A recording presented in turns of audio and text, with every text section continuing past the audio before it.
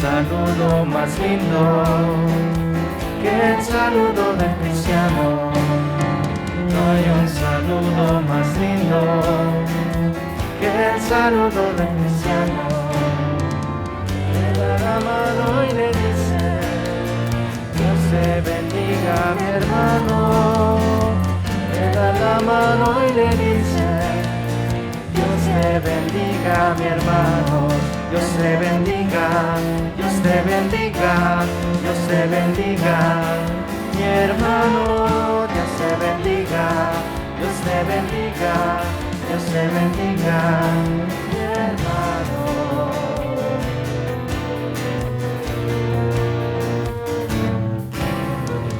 Hay un saludo más lindo que el saludo del cristiano. No hay un saludo más lindo que el saludo del cristiano. Le da la mano y le dice: Dios te bendiga, mi hermano. Le da la mano y le dice: Dios te bendiga, mi hermano. Dios te bendiga, Dios te bendiga, Dios te bendiga, mi hermano. Dios te bendiga, Dios te bendiga, Dios te bendiga, mi hermano.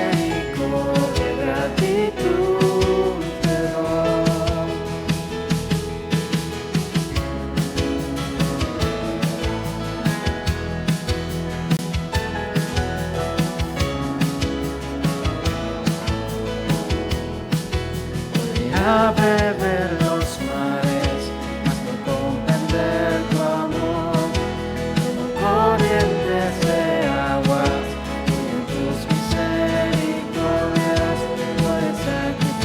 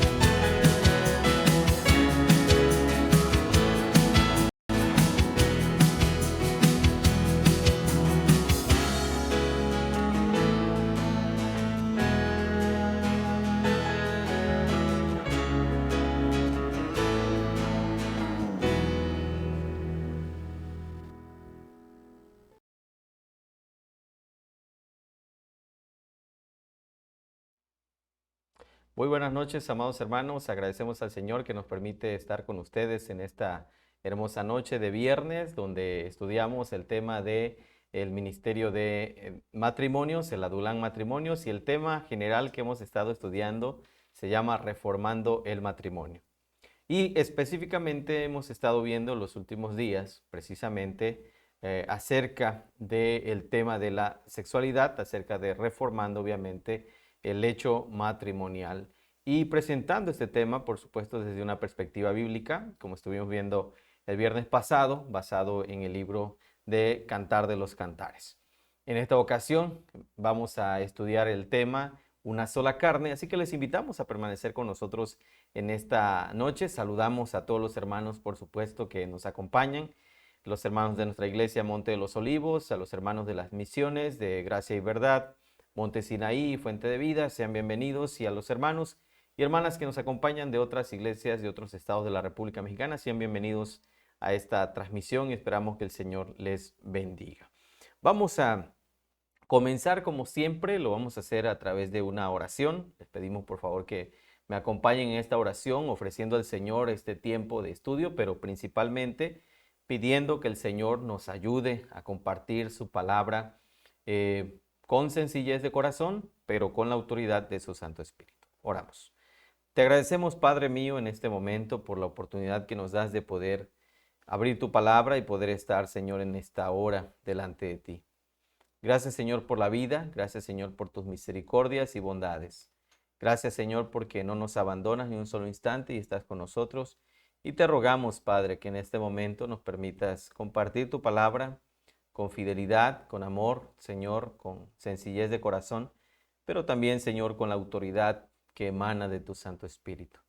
Bendice a tu pueblo en esta hora y permite que tu palabra, Señor, sea recibida con amor, con gozo y también, Señor, con el deseo de ponerla en práctica. Bendecimos y alabamos tu santo nombre, Señor, desde ahora y siempre. En Cristo Jesús, mi Señor, oramos. Amén. Amén. Vamos a buscar, hermanos, en la palabra del Señor. Lo hacemos en el Nuevo Testamento. Buscamos en la palabra del Señor en el Nuevo Testamento.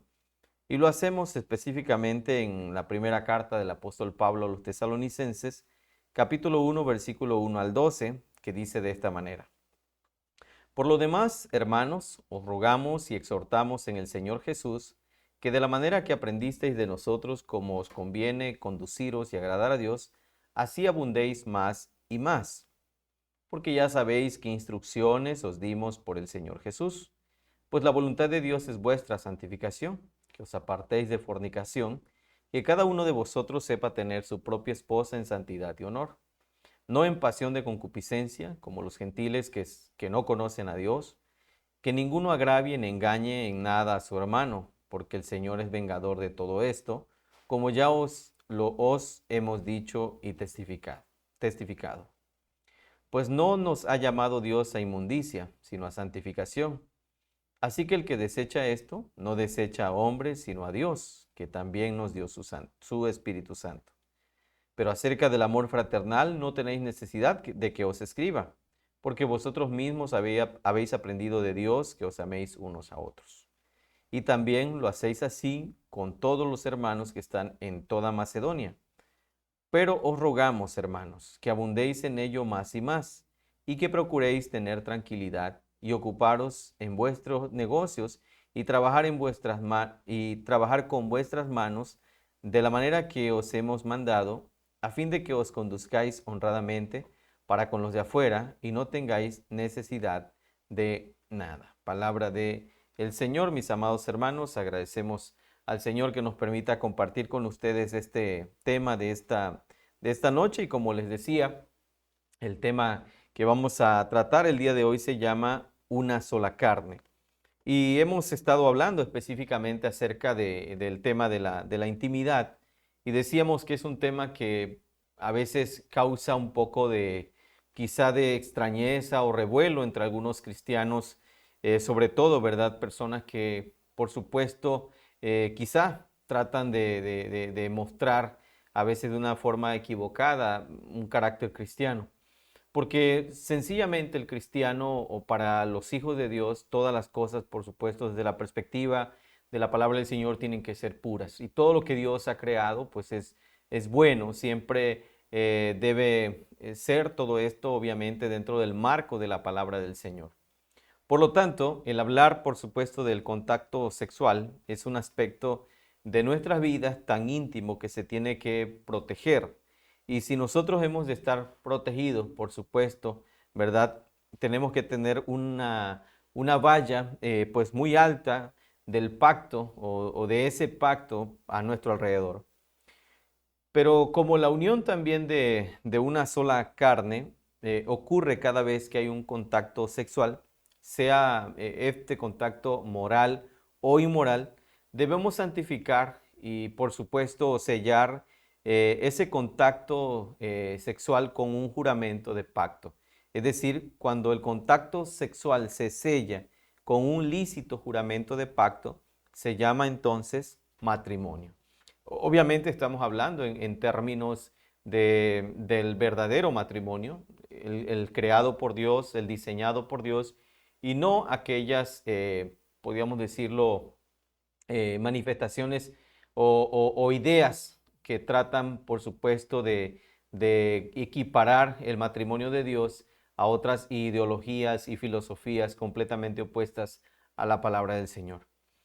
Ahora, cuando se forma, por supuesto, una familia nueva, se forma también basada en la relación sexual. La Biblia nos enseña que esta relación matrimonial va a representar a Cristo y a la iglesia. Tal como el marido y la esposa son una sola carne o se unen físicamente en una sola carne, así Cristo y la iglesia de manera espiritual están también unidos. Cuando el marido y su esposa tienen una unión física con armonía espiritual, eso es una verdadera representación de Cristo y de la iglesia. Quiero repetir esto. Cuando el marido y su esposa tienen una unión física junto con una armonía espiritual, esa es una verdadera o una buena representación de Cristo y de la iglesia. Un matrimonio, por ejemplo, que tiene unión física, pero pelean constantemente, están mintiendo constantemente sobre Cristo y la iglesia. El marido y la esposa no tienen opción de decir, nada que decir, por supuesto, sobre Cristo y sobre su iglesia. Ahora, si el marido y su esposa van en el coche y, por ejemplo, alguna mujer casi desnuda pasa por delante de ellos y él por poco se sale de la carretera o se desvía del camino, em, pues el mundo entero sabe que la esposa, en ese caso, ¿verdad? En esa acción del esposo, pues ha sido pues prácticamente insultada. Ahora, el mundo obviamente quizá no sepa por qué. El marido está diciendo que aunque Jesús ha escogido a un pueblo y entonces derramó su sangre por sus escogidos, él aún está dispuesto a mirar embobado a las extranjeras. Esa mentira, por supuesto, que dice que Cristo le es infiel a sus escogidos, es prácticamente, podríamos decirlo así, el reflejo de cuando un esposo, por supuesto, está poniendo sus ojos en otra mujer que no es su esposa. Así pues, entonces, la infidelidad mental o la infidelidad física es una mentira acerca de la fidelidad de Dios para con su pueblo. Entonces, los matrimonios cristianos debemos proteger esa armonía sexual y espiritual. Ahora, ¿de qué manera? Obviamente manteniéndonos libres de toda corrupción, ¿verdad? De esa unidad, ¿no?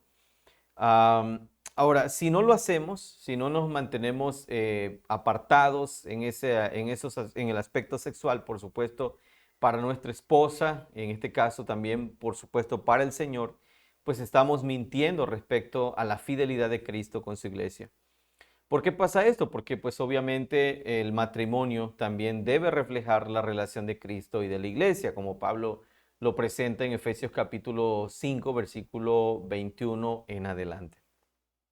Cuando la mentira está presente, Inclusive esto va a afectar la perspectiva o la idea, el entendimiento que los hijos puedan tener respecto a la familia. Los niños del hogar, por lo general, pues sabemos que los niños van a observar claramente, y si los niños de esta unión sexual han de tener una buena opinión sobre la iglesia cristiana, se les tiene que demostrar y se les tiene que enseñar a tener una buena opinión principalmente de su madre.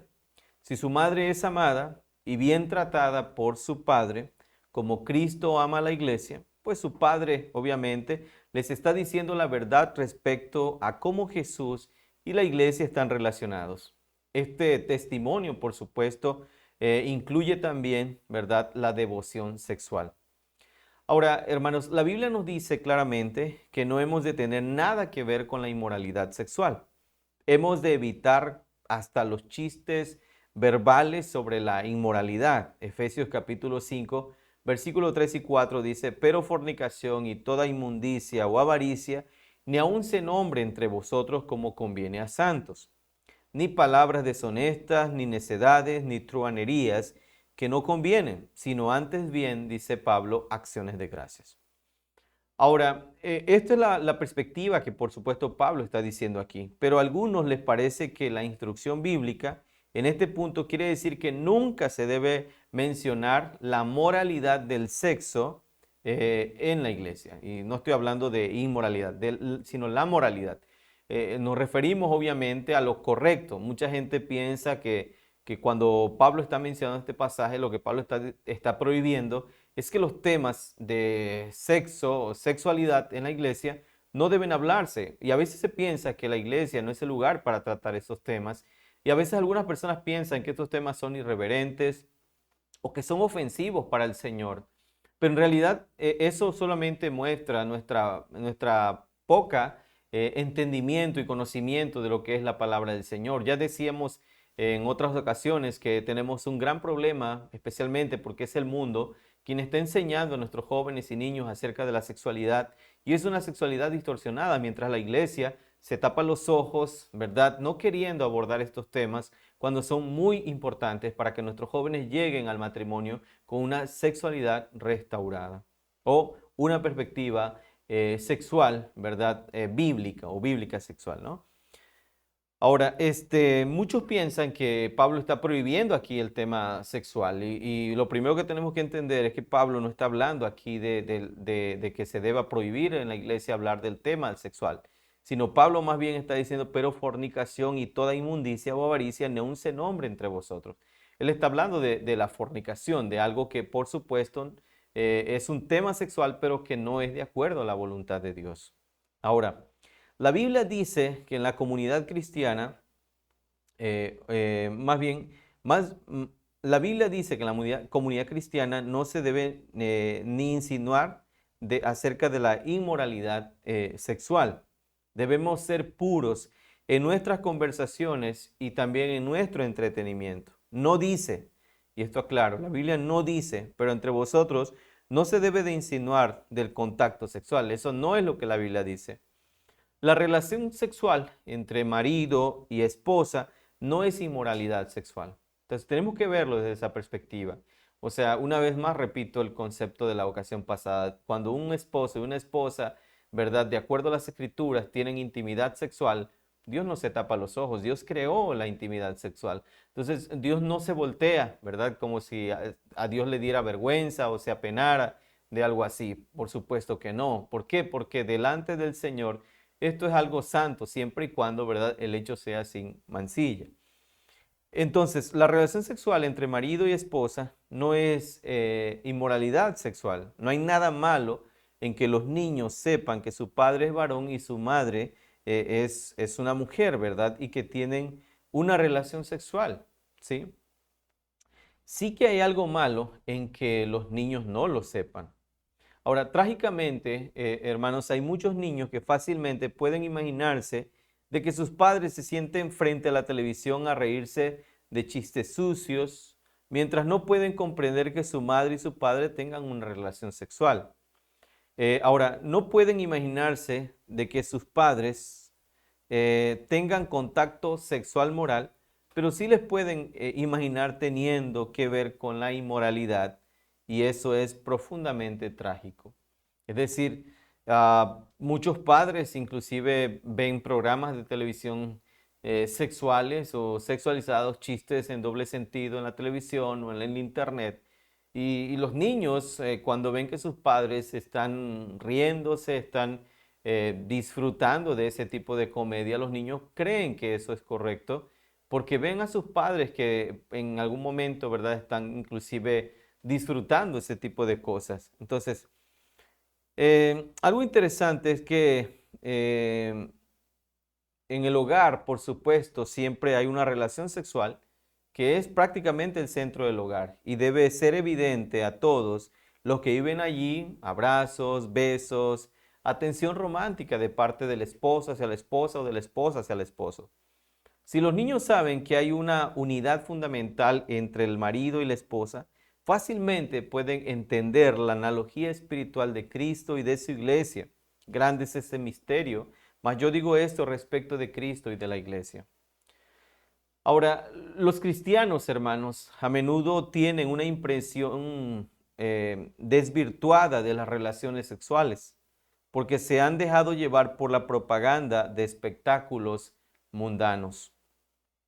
Pero vamos a hacer un ejercicio ahora y espero no se me pierda, ¿verdad? Para que no se vaya a confundir en lo que estamos diciendo.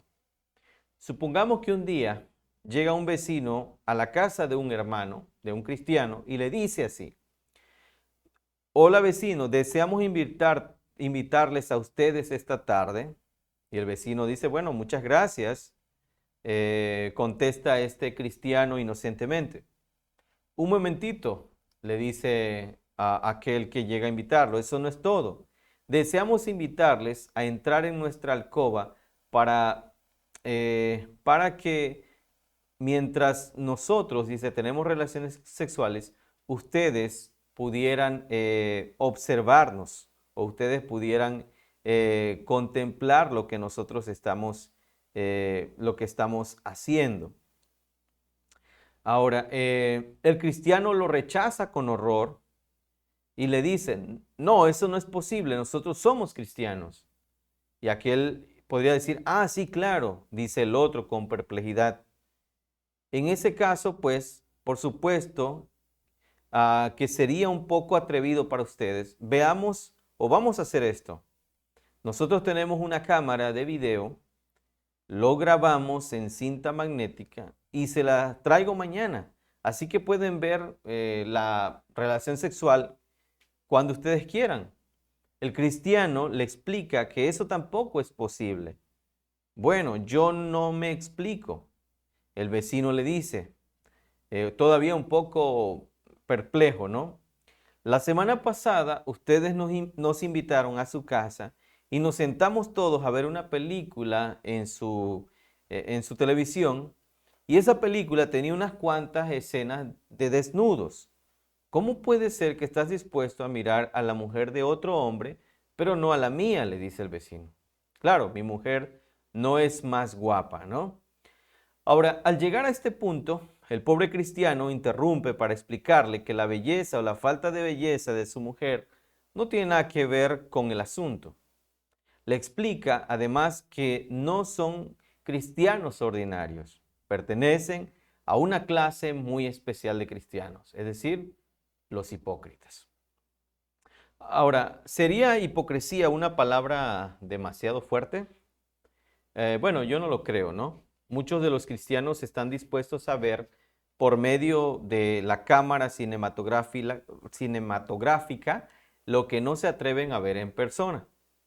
Jamás entrarían a un bar de camareras con los pechos al desnudo, pero asisten a ver películas alegremente en las cuales se ve mucho más que esto. ¿Estarían dispuestos la mayoría de los hombres cristianos a dar vueltas por el vecindario mirando a las mujeres por las ventanas? Claro que no. Ahora, ¿cómo sería si se encontraran una mujer que supiera de su presencia y estuviera dispuesta a desnudarse delante de la ventana? Eso sería peor. Y si ella estuviera a sueldo por hacer todo esto, peor, más peor y aún cada vez más peor. Y si le pagaran a ella mucho dinero y tuviera un productor y un director e hiciera todo esto para las cámaras cinematográficas, teniendo millones de hombres mirándola por su ventana y deseándola, pues eso sería muy diferente, ¿no? Y ahora se ha vuelto el asunto complicado.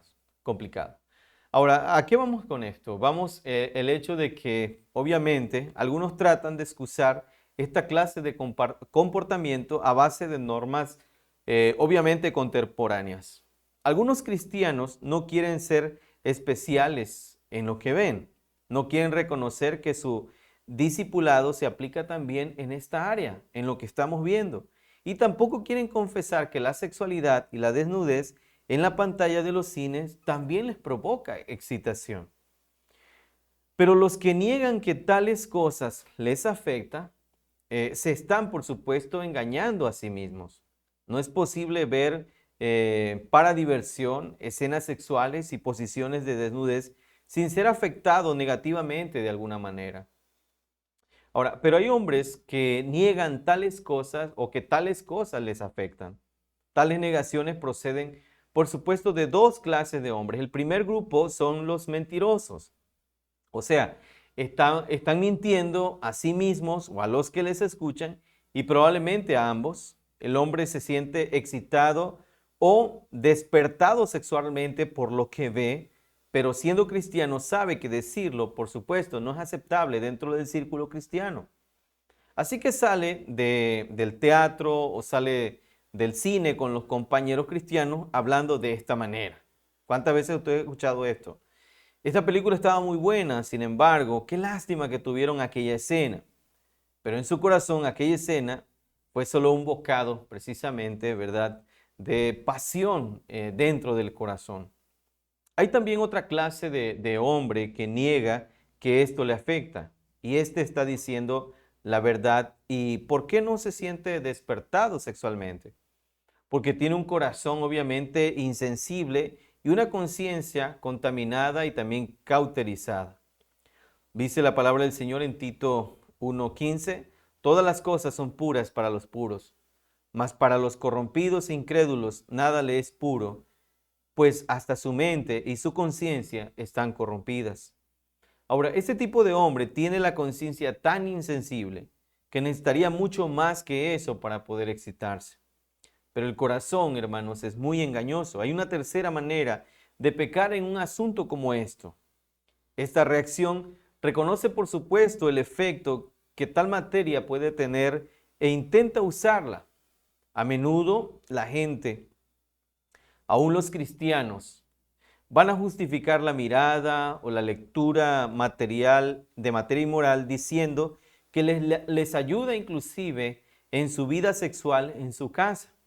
He escuchado muchas veces a muchos cristianos que llegan a decir que ver pornografía les ha ayudado en su vida matrimonial o que les ayuda a estimularse para poder ellos, ¿verdad?, tener intimidad con su esposa. Ahora, no importa de dónde venga el apetito, con tal de que uno coma en casa, dicen algunos, ¿verdad?, bajo este pensamiento. Este enfoque por lo menos tiene la virtud de la honradez. Eso no significa que sea correcto. Reconoce que la materia sexualmente explícita le es excitante, pero razona terriblemente mal.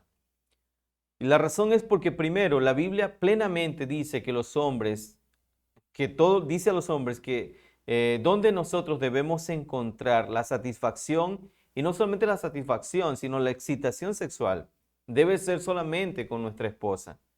Una vez, por supuesto, que el hombre ha desvirtuado esto, esto le va a llevar siempre, obviamente, al desprecio y ante todas las cosas también al menoscabo de la santidad de Dios.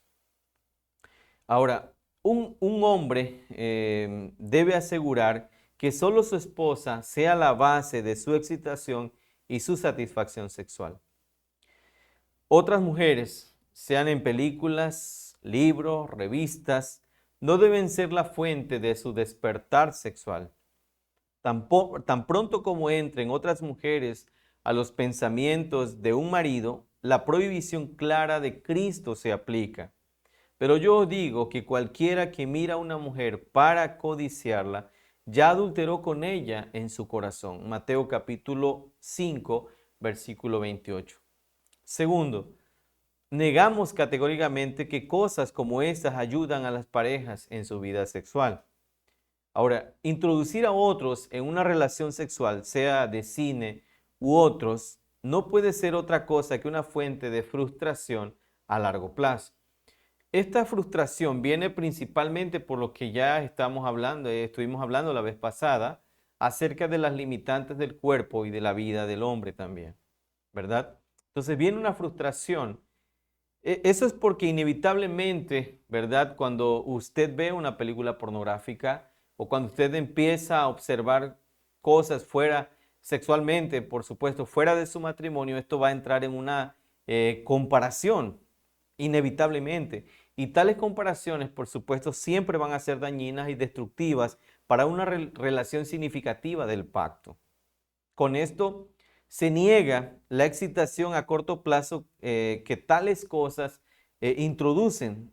Si esto no fuera excitante, pues la gente obviamente no lo haría, ¿verdad? Pero la breve excitación e intensidad no justifican realmente tal costumbre. Ahora, 10 rameras le pueden dar a un hombre más placer en la cama que una sola mujer, por un tiempo, obviamente, ¿no? Pero este es simplemente adquirir un breve placer intenso a costo de una pesadumbre a largo plazo. Estas mujeres, por supuesto, no le pueden ofrecer a ese hombre compañerismo beneficioso o criar a sus hijos mejor que una sola mujer. Ahora, una pareja puede excitarse a corto plazo con películas, libros, revistas, abarcando desde lo insinuante hasta lo explícito, pero no quiere decir que ello sea realmente algo correcto delante del Señor. ¿Por qué? Porque la lujuria siempre exige más excitación, siempre pide más y más. Por lo tanto, la lujuria procura obtener de una cosa finita algo infinito. El canje de esta excitación es, por supuesto, frustrante. La frustración, y no solamente frustración, sino también el descontento a largo plazo. La esposa no puede ser tan excitante, ¿verdad? Como el marido quisiera o como en este caso la pornografía a veces trata de aparentar. Y el marido tampoco tiene el vigor sexual o la habilidad que tales materiales insinúan que él debería tener, ¿no? Así pues, el hombre y la mujer han consentido en compararse a una mentira. Debemos saber, obviamente, ¿verdad?, que esto es parte de la ficción, parte de una película, parte de una trama ficticia donde desafortunadamente muchos matrimonios tratan de tomar a la pornografía como un modelo prácticamente del placer sexual. Ahora, las relaciones sexuales en el mundo real, por supuesto, no son iguales con la fantasía que ha llegado a este mundo a través de la ficción sexual por medio de la pornografía. Pero aceptando la mentira, que lo normal nunca será suficiente, siempre estarán descontentos con lo que Dios ha dado. Cuando la persona acepta esa mentira, por supuesto, ¿verdad?, de la infinidad sexual, o de infinidad placentera, obviamente, ¿verdad?, se deja a un lado el hecho de la realidad de lo que Dios ha creado. Así que en este caso, por supuesto, el fundamento de todo es este. Para disfrutar de la bendición de Dios tenemos que aceptar nuestras limitaciones como criaturas. Si se aceptan, por supuesto, estas limitaciones, sabiamente las mismas se reconocerán como una verdadera bendición. Ahora, ¿cuáles son algunas de estas limitaciones? Un hombre está limitado principalmente a una sola mujer. Un hombre está limitado a un grado infinito, por supuesto, de placer. Él es finito y todas las limitaciones son una gran bendición. En resumen, ser una criatura es bueno. Ahora, la manera en que los razonamientos tienen consecuencias, por supuesto, a largo plazo, y esto es una defensa de un duradero, por supuesto, placer sexual. En este caso, los hombres en rebeldía contra Dios tienen problemas entendiendo la importancia de distinguir entre el Creador y la criatura. Así que la raíz de toda rebelión contra Dios últimamente se basa, en este caso, en tratar de sustituir a Dios. Los hombres no simplemente quieren huir de la autoridad de Dios, sino también lo quieren derribar. El ser humano no quisiera tener esas limitantes, tampoco quisiera tener, ¿verdad?, una normatividad. El hombre quisiera una especie de libertinaje en la cual no hubiera límites para nada, ¿no? En este caso, entonces, ¿verdad?, el problema principal con la lujuria es la rotunda negativa a tolerar los límites. Es decir, la lujuria, por supuesto, no quiere límites. El hombre no quiere estar con una sola mujer, sino en el caso de la lujuria es tener innumerables o ilimitado el acceso a relaciones sexuales con otras mujeres, en el caso también de la mujer, ¿verdad? También el placer sexual, en este sentido, ¿verdad? No se quiere reconocer tampoco los límites.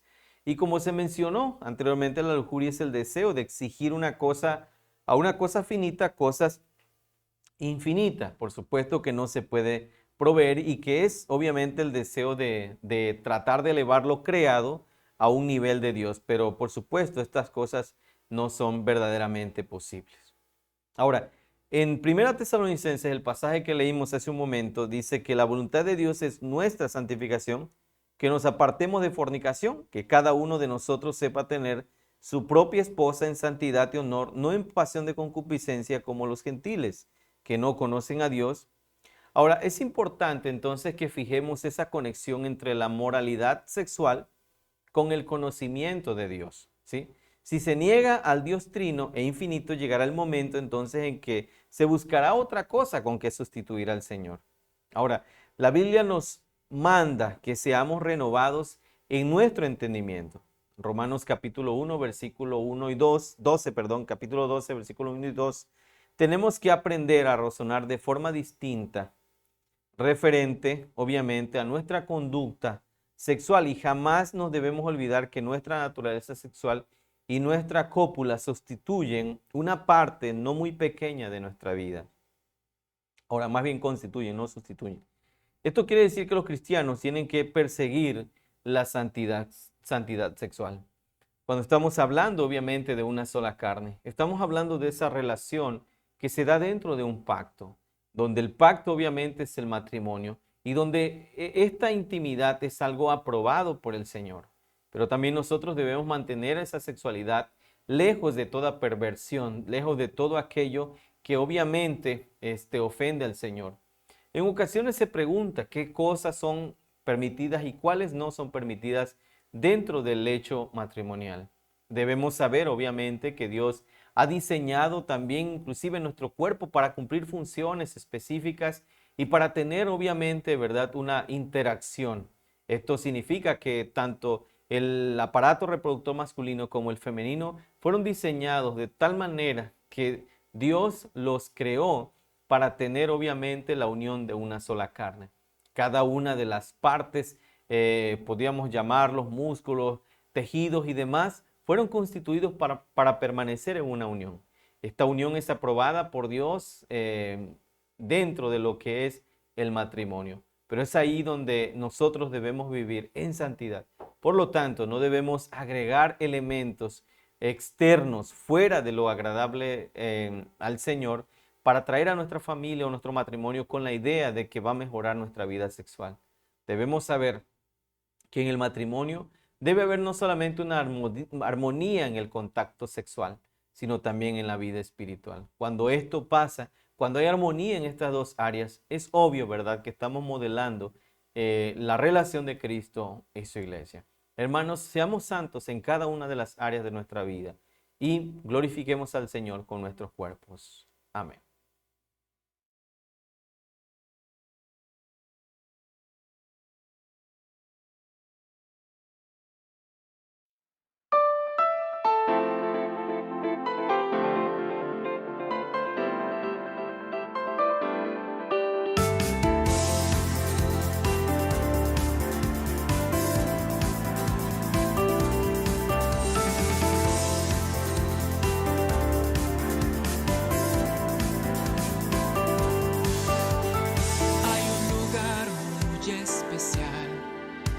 Ese lugar es Adulán, es nuestra vida en unidad.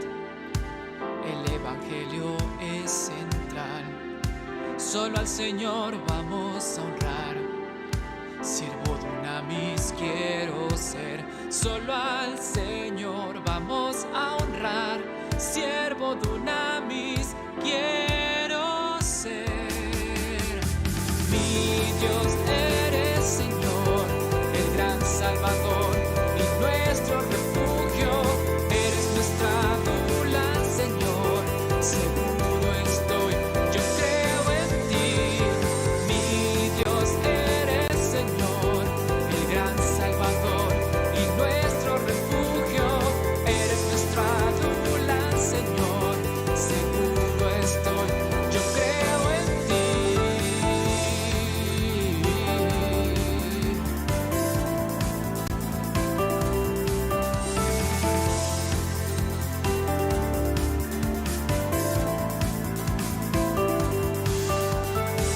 En Adulán se encontrarán los afligidos y en dolor, pero el Señor consolará a cada cual con su amor. Si a pesar caminas tú, ven a Jesús que es Adulán. Si a pesar caminas tú, ven a Jesús que es Adulán.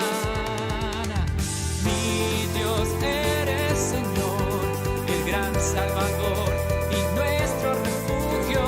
Eres nuestra Adulán, Señor, seguro estoy, yo creo en ti. La gracia de nuestro Señor proclamaremos por doquier, y siendo indignos de su amor, nos eligió sin condición, muriendo en nuestro lugar, nos redimió y nos dio perdón. Muriendo en nuestro lugar, nos redimió y nos dio perdón. Mi Dios eres Señor, el gran Salvador y nuestro refugio. Eres nuestra Adulán, Señor, seguro estoy, yo creo en ti.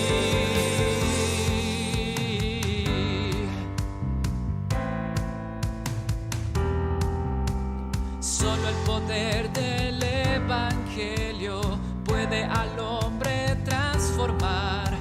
Solo el poder del Evangelio puede al hombre transformar. Solo el poder del Evangelio puede al hombre transformar. Solo el poder del Evangelio puede al hombre transformar. Mi Dios eres Señor, el gran Salvador y nuestro refugio. Eres nuestra Adulán, Señor, seguro estoy, yo creo en ti. Mi Dios eres Señor, el gran Salvador y nuestro refugio. Eres nuestra Adulán, Señor, seguro estoy, yo creo en ti.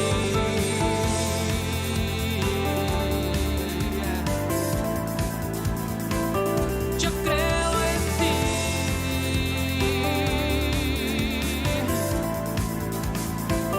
Yo creo en ti.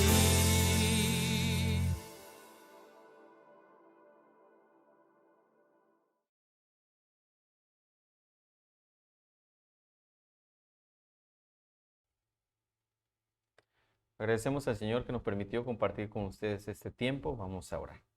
Te agradecemos, Padre, porque nos permitiste este tiempo de poder estudiar tu palabra.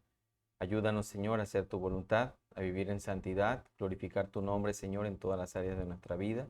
Y bendice, Señor, a tu iglesia, fortalécenos y guíanos, Señor, conforme a tus designios. Alabamos tu nombre. En Cristo Jesús, mi Señor, oramos. Amén.